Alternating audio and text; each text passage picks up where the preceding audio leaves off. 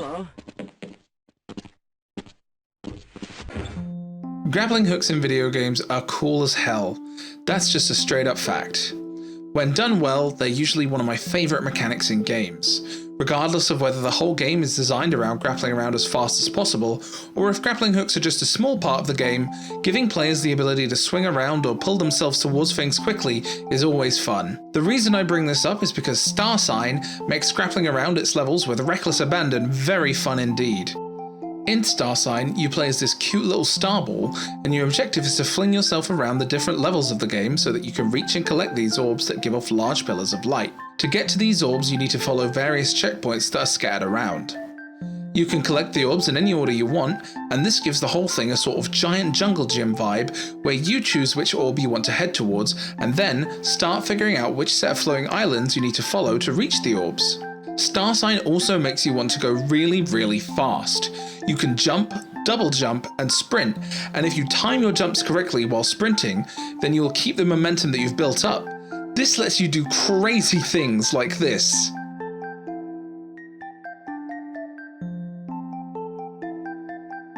The grapple mechanic is also fairly basic.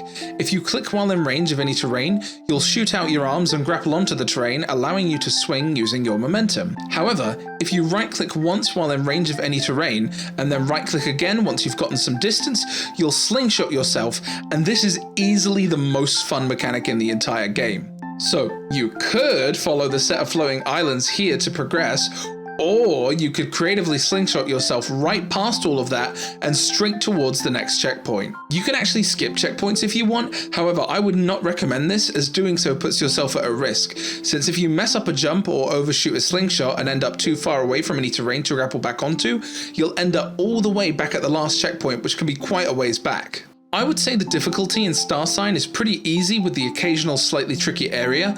That is at least until you get to some of the secret challenges. These are scattered around the various levels of the game, usually hidden behind or underneath things. And they'll challenge you to do things like pass through giant moving rings, or reach the end while under a time limit, or take away your grapple hook completely and ask you to finish a section using only your basic movement. This is easily the hardest challenge I found, and it unironically took me about half an hour to beat. There are a couple things that I think could be improved. I think the camera could use a little work, especially when respawning at checkpoints, and the music is kind of bland, but these are pretty small nitpicks and don't really affect my enjoyment of the game that much. As of me writing this script, there doesn't seem to be a way to return to previous levels without resetting your save, but I'm playing an early review copy, so that might not be the case by the time the game releases fully. All in all, Star Sign is a super fun little 3D platformer that rewards the player for trying to go fast and sequence break, but is still fun to play even if you just want to slowly grapple around the levels as intended. If that sounds like something you'd enjoy, please do go and check out the game.